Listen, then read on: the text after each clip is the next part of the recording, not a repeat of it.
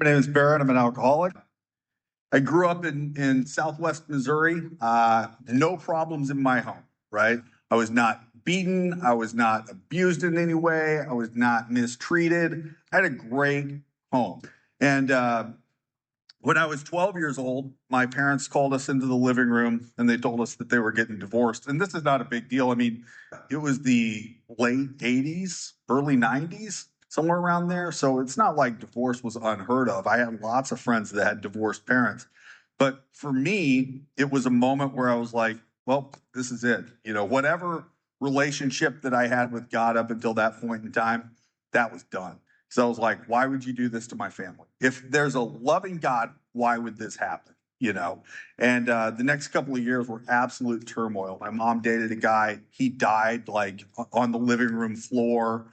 You know, it was real messy for a couple of years. And so what comes out of that is by the time I'm in high school, I'm a pretty dark kid and kind of kept to myself. I went to a new high school in a different part of town, didn't know anybody. I'm going to date myself here, but this was like the era of grunge music. And so like an average day of my freshman year and the first part of my sophomore year, like I'm rolling into school. I'm either wearing black jeans or black shorts. I got on black socks. I got on black Converse that I've colored the toes of them black. I got on a black t-shirt. I got shaggy hair that I'm hanging down in my eyes. Everything about me is saying, stay away from me, right?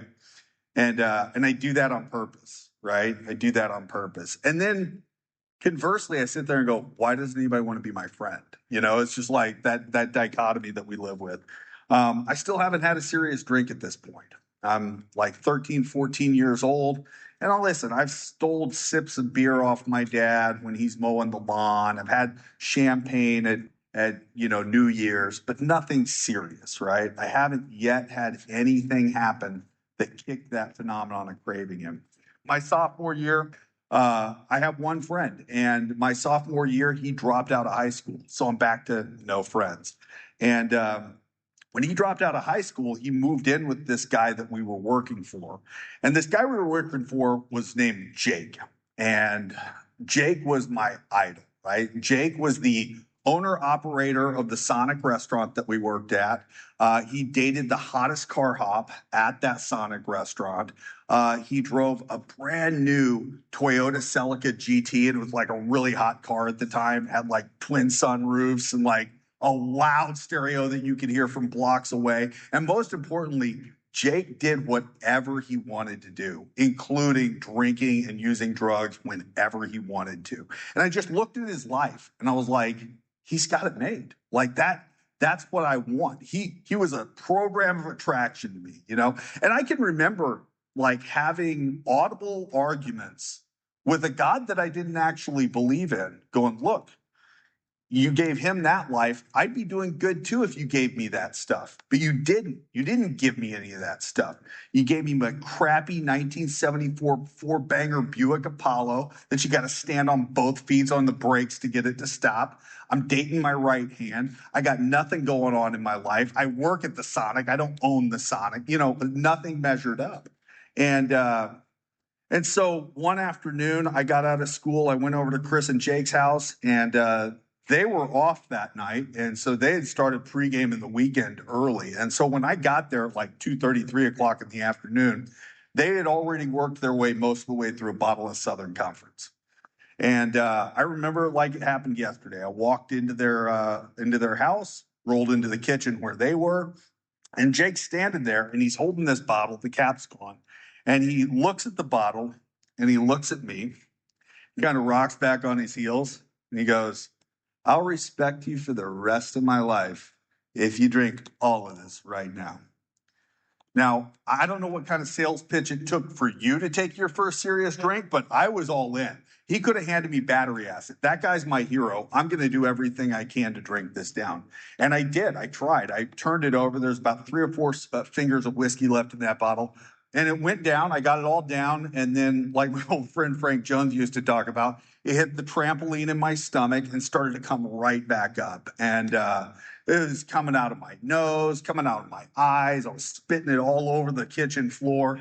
And they're laughing at me, right? And what you got to understand is that by this point in time, I'm one of those kids that's got $1 million mouth and a 10-cent ass. So I've got my ass beat in school and been laughed at publicly more times than I care to talk about, right?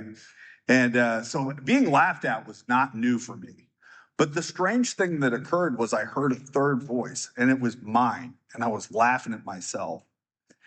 And at this point, I've been taking myself way too seriously ever since my parents got divorced. I can't remember the last time I smiled, let alone laughed. And I'm laughing at myself, which was absolutely unheard of, you know. And I came up for some air, gathered myself together, and we kept drinking. And whatever that was the moment. And I'm not telling you that at 16 years old that I went out and like joined the gang on Skid Row and drank cheap red wine out of paper bags. That wasn't my story, But I definitely recognized the fact that was a great night, and I couldn't drink every day. I was 16 years old, but I did start to pursue alcohol and shortly thereafter drugs with everything I had. It was always trying to angle for the next time I can get drunk, the next time I can get high. And that's what I did. And I did that for the next several years. And I eventually graduate high school by the skin of my teeth. I got enrolled in college. I took the ACT, which is like a college entrance exam. All the parents know what it is. I took the ACT. The last possible time I could take it, I was coming down. I'd done LSD the night before. I showed up at 8 a.m, still on that come down from LSD. Took the ACT, scored high enough to get into some college that my poor mom enrolled me in. Because see, what's going on for me at this point is I'm a pretty big deal in the theater department in my high school, and I'm a big enough deal that I've gone and auditioned at places. I've gone to different competitions, and I've started to get some attention. And so what's been happening for my whole senior year is I start getting these packets in the mail, and they're from these different colleges asking me to apply and inviting me to their school, and in some cases offering me scholarships, you see. But when the first one shows up and I go, Stanford, where's that? And it's like, oh, that's in California. That's way too far away. Bang, throw that away, right? And what gradually is happening is that circle of what I can conceive of doing is getting smaller and smaller, to where it's like I can't go to Nebraska. That's too far away. It's one state away, right? I can't go to Mizzou, which is like in the center of the state. That's too far away. And I don't know if my mom was just desperate or what, but she enrolled me in college. That's the only reason I went to college. My mom filled out all the paperwork. And she sent me up to college in St. Louis. I went up there, and I remember the night before I went to college, I told my mom and my stepdad that I know I've kind of been screwing up here in high school for the last couple of years, but this is serious. This is college. We're paying for this, and I'm only going to drink on the weekends. And I tell you that because if you would put me on a lie detector that Saturday night, if you put my hand on a Bible and put me on a lie detector, I would have passed with flying colors, because I still had the illusion that I had control over my drinking and not vice versa. Right. So it's Sunday. My dad drives me up to college, drops me off in my dorm, and we unload all my stuff. And I remember I gave him a hug. He got in the van. He pulled away, and it was almost cinematic, right? He pulls away. The van clears my view. And from about me to the back of the wall right over there, there's a quad. And there's two guys in the middle of that quad playing hacky sack. And they're wearing Grateful Dead t-shirts. Now, what you got to know is I didn't listen to the Grateful Dead at this time, and I'd never played hacky sack, but I know one thing for sure. They're holding. And so I amble over there and, hey, can I join you guys? And we play hacky sack for a few minutes. I'm terrible, no shocker. And then they said the magic words, and that was, do you get high? Oh, I absolutely do. I'm so glad you asked. Do you get high? Oh, you do. Fantastic. And at no point in time, I started college the next day. I had an 8 a.m. Monday class to start college the next day. But the way my brain works is these guys want to get high. Sunday's the weekend. I'm not breaking my promise to mom, right? So here we go. And what happens over the course of my freshman year and into my sophomore year is I start drinking and using with a different kind of abandon. See, because now there's nobody expecting me anywhere. You know, what used to happen in high school is I'd leave for school on a Friday morning. I might make it to school on Friday, I might not. I disappear for the entire weekend. And my mom was cool. My mom bought me booze. You know, she wasn't like cracking down on me. She was like, just call me and let me know you're alive. Couldn't do that. Killed the vibe, right? And so I disappear for days at a time. And then on Sunday night when I'm broke and nowhere to go, I come rolling into mom's driveway, right? And the first time I did this, my mom had like literally sat up the entire weekend smoking her now menthol 100s, and there's a huge pile of them in the ashtray next to her on the porch, right? And that was heartbreaking to see that I made my mom worry about that. But it got worse from there because after you've done this a couple of times, now as soon as my tires hit the gravel driveway, she stands up and walks in. She doesn't even say hi to me, right? And I didn't want to do that to my mom. But what I didn't know, what I couldn't tell her, and what I couldn't tell anybody was I didn't have a choice. Because as soon as I take that first drink on Friday, I'm turning over the keys of my life to King Alcohol. And I don't know. I don't know if I'm going to make it home. I don't know if I'm going to call. It's out of my control. You know, when I get to college, I don't have any of that. When I get to college, I'm just doing my own thing. And so I went from this kid, quite honestly, they did not believe that I had chosen to go to school there. They told me that they offered me a scholarship fully expecting me not to take it. And they were really excited to have me there. And a year and a half later, halfway through my sophomore year, I was on academic probation. I was on probation from the theater department. They told me not to worry about my 10 work study hours every week. They didn't want me on the stage because I was a danger to other people. And so I had gone from this, place where they were really excited to have me, where now nobody wants to see me.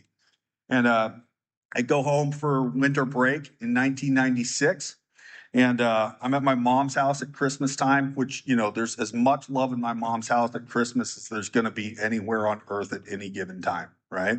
My stepdad, who has his own problem with accelerants, has a weird ritual where he's obsessed with this movie, It's a Wonderful Life. And so the way this happens at my house is right after we clear the Thanksgiving dishes off, he goes over to the TV, and again, to date myself, he pulls out the VHS tape of It's a Wonderful Life, sticks it in the VCR, and we start watching that movie. And when it ends, he rewinds it and starts watching it again. And we just do this for like the entire month of December. It's just on a constant loop in my house all month long. And so I'm sitting at my mom's house. It's a couple of days before Christmas or after Christmas. I don't really remember. And we're watching It's a Wonderful Life, right? And I'm making my way through a 12-pack of Milwaukee's Best Ice, which is a terrible beer. But I don't care. At this point, I'm not drinking for anything but the effect. And we're watching this movie. And what's happening in this movie is this guy, George, figures out that he's worth more dead than alive. Right. He's got a life insurance policy and he's going up to this bridge and he's getting ready to jump in the icy cold water and off himself. And this angel Clarence shows up. And I know what's about to happen because I've already seen the movie 4 times today. I know what's going to happen, right? Clarence is going to jump in. He's going to save his life. George is going to say, what if I had never existed? And he's like, here's your wish. And he goes around and he shows him all these people whose lives would be way worse if he had never been around, right? He shows him the brother that would have died in the icy lake. He shows him the woman that would have been a spinster that never would have married. He shows him this town that would have been devastated by the evil Mr. Potter, and how everybody in his life would be doing considerably worse if he had never lived. And I had this thought, and it wasn't my own because I didn't have an argument for it. And the thought that came to me was, if I'd never lived, everybody in my life would be doing significantly better. And I couldn't shake that thought. I didn't have a rebuttal for it. And at this point, I can argue about anything. I can argue with you about whether or not the sky's blue, right? But I couldn't argue that point. And I knew it was true. And that night I picked up the phone and I called this guy that I used to work for. And I said, hey, I'm in trouble. I think I need to go to one of your A&A meetings. And he got real excited, because he had seen me. I had worked for this guy when I started drinking. He tried to 12-step me when I was like a month into drinking. And I was like, oh, no. No, I just found this. We're not going anywhere, And so he was like, yeah, this is like a Friday night. He's like, yeah, I got this meeting on Monday. Do you think you can not drink till Monday? I'm like, who do you think I am? Of course I could not drink till Monday, don't insult me. Now, I don't know if there's any loophole finders out here. I'm a loophole finder. And so my loophole was I didn't drink. I didn't drink Saturday. I didn't drink Sunday. I did every imaginable drug I could get my hands on for those 2 days, but I didn't drink, right? I'm still keeping my word. I show up to this meeting on a Monday night. I get there about 10 minutes before it starts. It's a room like this in Southwest Missouri. I walk through the doors. I'm 20 years old. There's two guys in the back corner, and they're playing checkers in the back. And one of them is wearing a pair of overalls with no shirt. And I walk in, and I'm like, oh, my God. I've jumped the gun by about 20 years here. I am here way too soon, But I had told this guy that I was going to be there, and I had some kind of notion that if I hustled him, he might give me a little work, I could make some money. So I hung out, and I waited for him to show up.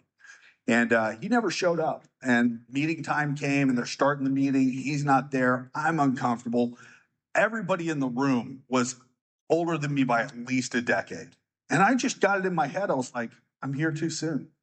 I might need this, but not right now, And I was getting ready to leave. And I'm telling you this next part because I don't know who's here. I don't know if there's anybody here that's got 3 months, 6 months, whatever it might be. But what happened for me is I'm sitting in that meeting, and right before I get up to leave, this kid comes rolling through the door. And he's got like 4 months of sobriety, and he's on fire for Alcoholics Anonymous. He's a little bit younger. He's about my age. He sees me and makes a beeline for me and sits down right next to me.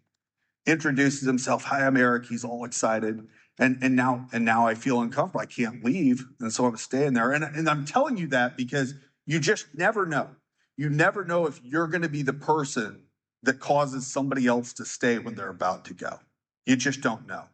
And I stayed. Now, I didn't stay sober. I told you I'm a loophole finder. We're talking about drinking. We're not talking about drugs. So I keep smoking a little weed just to take the edge off, just to be cool. And, and I did that for about a month. And in that month, I went to a couple of AA meetings. I picked up a sponsor in St. Louis where I was going to school. And at 30 days, this guy, Tom, called me. My AA brother, Tom, called me. And he said, hey, I wanted to call and wish you 30 days. Happy 30 days. And I said, thanks, Tom, but I'm not sober. And it like caught me off guard, right? You ever do that where it's like, who said that? It's like, because I'm a natural born liar, right? Like I will lie to keep a conversation going. I will lie off reflex. I'll lie when the truth would serve me better, right? I just lie. That's what I do. And so I told him the truth out of nowhere. And I was like, what the hell was that? And he said, well, if you told Jim, our sponsor, Jim. It's like, no, Tom, I haven't told anybody. He's like, why don't you call Jim? And I did. I hung up the phone, and for whatever reason, I picked it up and I called Jim and I said, hey, I just wanted to tell you I'm not sober. I've been smoking weed. He said, that's okay. Why don't you come to the meeting? And that was January 24th of 1997. And that is my sobriety date. And just to do some quick math for you guys that are trying to judge and don't quite have it nailed down yet. I got sober when I was 20 years old, never had a legal drink. I am currently 46 years old and 26 years sober. And what has transpired in that 26 years is really amazing. If I had told me with 7 days, if I went and found me with 7 days and said, hey, this is what your life's going to look like, I'd be like, I'm out of here. Like, I don't want anything to do with that. Like, because I wanted to be famous, right? I wanted to be a famous actor. I had every belief that that was going to happen for me. And as far as I was concerned, AA was going to help me do that, right? AA was going to be a tool that I used to propel myself to that. And so I stay sober there in St. Louis for about 3.5 years. I'm kind of working a program, right? I'm working a program when I'm here with you. But then when I go out there, we're playing real fast and loose with it, right? And, I'm doing all kinds of really respectable things like dating newcomers and like gambling all my rent money away and calling my mom on the second, I need money. I am not living by the principles of Alcoholics Anonymous. And so the result of that is that really the first 5 years of my sobriety probably read a lot like the last 5 years of a lot of years drinking. And I got myself into all kinds of trouble, all kinds of stuff, and had the added bonus of going through it stone cold sober, like nothing to take the edge off, and I'll tell you, it kind of came to a head my senior year of college. I got kicked out of school, and I got kicked out of school because I had gone to this theater banquet, and it's a long story, but I basically stripped. I stripped down naked on stage on a dare, more or less. And if I had been working your steps and if I'd been following your traditions and your principles, that might not have made sense. But see, since I wasn't, when my friend dared me to do it, I didn't have any mental defense against that. You dared me. I want your approval, so I have to do it. And everybody thought it was funny. It was a whole lot less funny the next day when the dean called me and told me that I was no longer welcome in their school. See, because at this banquet, there were a couple of kids there that were still in high school.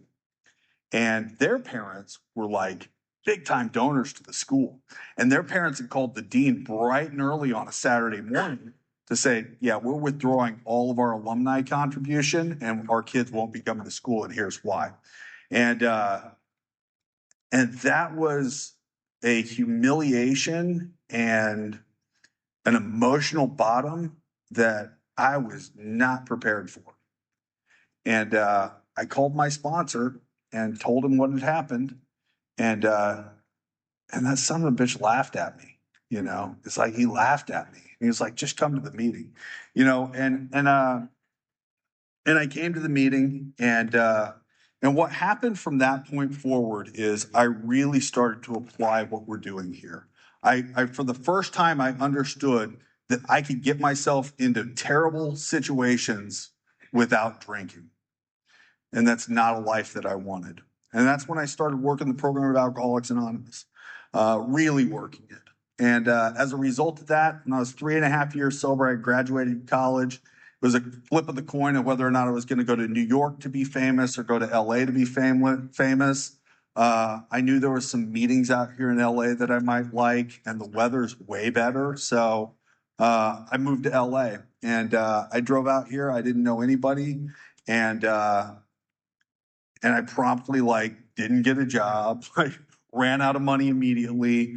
And by the time I was my home group is the Pacific group. I was in the Pacific group for about a month and a half, and I was on couch commitments. And once again, it's like I was starting all over again. And the truth of the matter is, nothing could have been better for me, right? Because I told you I have an ego, right? And I was here to be famous, and that was definitely going to happen. And, in the big book, it says that our dreams awaken. It doesn't say they get out of bed. You got to do that part, right?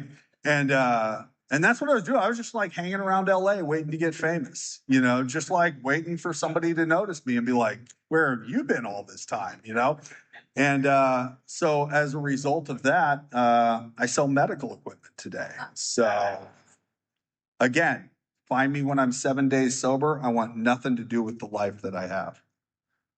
But I will tell you this, standing here, I wouldn't trade my life. I wouldn't trade it for yours. I wouldn't trade it for theirs. I wouldn't trade it. Because what's happened is by applying the principles and the traditions of Alcoholics Anonymous, by having a relationship with a sponsor. I was talking to Terry earlier. I think I've had my sponsor now for 16 or 17 years. He's been my sponsor. That's the longest relationship I've ever had with anybody that wasn't a blood relative. And that man knows everything about me. There's no secrets. When I stand in front of that guy and he asks me what's going on, I can feel his eyeball scrape the back of my skull, and there's nothing between it. There's nothing I'm holding back. There's nothing I'm sidestepping or keeping from him. And the reason for that is because I haven't always done that. I haven't always done that. I've kept secrets from my sponsor. I've taken actions that I knew he wouldn't approve of. I've taken actions that I knew weren't sober actions. And I've gotten the results of that. I've gotten the results of that. And it was unpleasant. When I was almost 20 years sober, I've been married. I met a woman in Alcoholics Anonymous. We got married, had a couple of kids. A lot of stuff happened. I know that based on the work that we do in this program, that it's my job to look at my side of the street. So that's what I'm going to talk to you about. And I didn't know it at the time. I knew I wasn't telling my sponsor everything. But if you'd told me, this is what you're doing and this is why it's eroding your marriage, I'd be like, you're all wrong, right? But that's what happened. I played a part in that. And I didn't know that until I was already gone, right? It was like, that was the vicious part. It's like I got out of the relationship, we separated, I moved out of the house, and then it all hit me. It all hit me of exactly what I had been doing, of exactly how those actions had eroded the foundation of my marriage. And I don't regret that, because to be quite honest with you, I don't think that relationship was going the distance no matter what I did. There was just something fundamentally wrong there. But what I found out was that by taking the actions that I take, I had to deal with that. I had to live with the idea that I had something to do with it, and this was a shocking revelation to me, because I didn't think I had done anything wrong. And that was difficult. And, to tell you the truth, it says in the big book, that we don't regret the past, shut the door on it, whatever that is. I didn't. I regret the past. I regret my past. I regret the actions I took. I regret the fact that in sobriety, I didn't apply the program to my life. And the reason I regret that is I can still look at my kids and I can still tell that they're paying the price. They're the innocent victims in this, right? So yeah, you bet I regret that. I don't shut the door on it. Anybody I ever meet that's going through it, I talk to them about it. And I tell them my experience. I tell them exactly what happened. And I tell them that stuff because my hope is that if they listen to me and hear what actually happens, that they might not have to experience that same pain, that maybe their family won't go through that, right? But I did. And it took me some time to get through it. It definitely took a lot of inventory work, a lot of step work with my sponsor.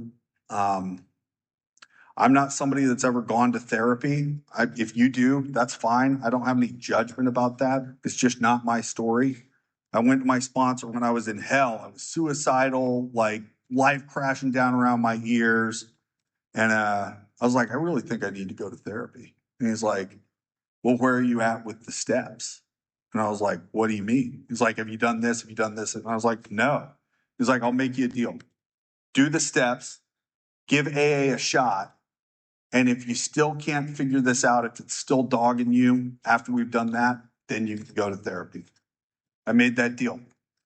One more time, I bet on AA. And for me, just me, what happened was through the process of doing that, I uncovered my part. And I got to own my part, really own my part. Stop being a victim, right? And regain the power of accountability. It's like the Serenity verse says that, the wisdom to know the difference, right? It's like I've gotten into a lot of jackpots of trying to accept things that I can't change. And I've gotten into a lot of jackpots of trying to change things that I can't accept, and it's that wisdom part of knowing when I'm supposed to change it and when I'm supposed to accept it, right? Because both things can kill me. I always thought it was just, well, you're really grinding your gears trying to change something that you can't change. But I've also gotten into bad spots where I'm trying to accept something that I should be changing, right? That I do have the power to do something about. And, after doing a lot of work on myself, now my current partner would tell you I hadn't done enough, right? Like if you asked her now, she'd be like, you had a lot more to go. But, fortunately for me, she didn't know that at the time. And, we got together and, we started building a life together. And then we found out that somebody had hit the fast forward button on that. And about 9.5 months later, my youngest son was born. And I tell you, when I found that information out, that was a serious curveball because I was like, hey, no. This is not the plan. I don't know what the plan is. This is not it, right? And it was like, we were going to do this, but it was going to be a while. I still haven't adjusted all. And it's been difficult. He is 6 years old now. And that boy is, he's an amazing kid. All my kids are amazing kids. But that kid, God, I love him. I love his spirit. And what I want to tell you is if it had been up to me, never would have happened. If it had been up to me, I was going to try to pressure her into an abortion. That's the truth. And I called my sponsor because of all the hell I had gone through in my divorce. I knew that I had to involve him. And he said, yeah, you're not going to do that. And I was like, wait, you didn't hear what I just told you. I can't do this. I can't start over with a new kid. He's like, it's not your choice. And I was like, what do you mean? I don't get a say in this? He's like, nope. I was like, John, come on. You got to be kidding me. And I didn't like it. I did not like it. Wouldn't have chosen it. Followed his direction anyways. Thanks, Bob. So when I tell you that I wouldn't trade the life that I have today, I want you to understand that what I'm also saying is I wouldn't trade any of the heartache. I wouldn't trade any of the low spots. I wouldn't trade being suicidal at almost 20 years of sobriety. I wouldn't trade the moment when I'm driving away from my house and my then 7-year-old daughter is standing at the window screaming, Daddy, where are you going? Stuff that just tears your heart out of your chest. Because the truth is that if I love the life that I have today, and I do, I love my life, I can't with any certainty say that I would have this life if I hadn't gone through all of the stuff that I went through, right? Any exercise of trying to say, what should I have changed? What should I have done differently? Is an exercise in playing God for me. And I'm just not interested anymore. I had to go through all of that to get right here, then I'll take it. I'll take it all. Because today what I have is stuff that would not have sounded impressive to me when I was, 7 days sober and intent on being famous. But this is what I got, right? I got a job with a boss who's sober. There was a total blessing. I didn't know he was sober when I interviewed for him. And he trusts me. He trusts me so much that I only see him about every 3 months. I talk to him maybe once or twice a week, right? I've got a relationship with my partner today that is far from perfect, but it's always respectful. It's always respectful. And I know at the end of the day that the work that I'm putting into our relationship is reciprocated, right? And that if love is in action, then there's no question that there's love in our home. Probably the most important thing I have going is that I've got 3 kids that know exactly where I'm at. They know exactly where I stand with them. And they know that I love them no matter what they do. And they know that I will show up for them in a way that, quite honestly, when I got here, you would not have believed that I was able to show up for my kids the way I do. My mom sleeps at night. She doesn't wonder where I'm at. My dad can't even believe the transformation in my life, right? And what I can't explain to them is that it's not me. It's not me. Because if I'm being really honest, all it did was showed up here. I just showed up here and did what you told me to do. And that's how my life got to where it's at, you know? So when you call me and say, hey, can you come out and speak on a Sunday night in Thousand Oaks and I live in Burbank? Like, my first reaction is always like, But it's always followed up by like, yeah, absolutely. Because if this is the price of admission, right? If this is the price that I have to pay to keep getting the life that I've got, I'll pay it every time. I'll do it every time. If you're new here tonight and nothing I've said has made any sense, I would encourage you to treat this meeting like a bad bar. Go to another one, right? Might be better there. You never, maybe their jukebox will have better songs, right? But I will tell you this, everything that's good and decent in my life is a result of Alcoholics Anonymous. And the reason for that is because I didn't drink, I didn't quit, and I didn't run. Thanks a lot.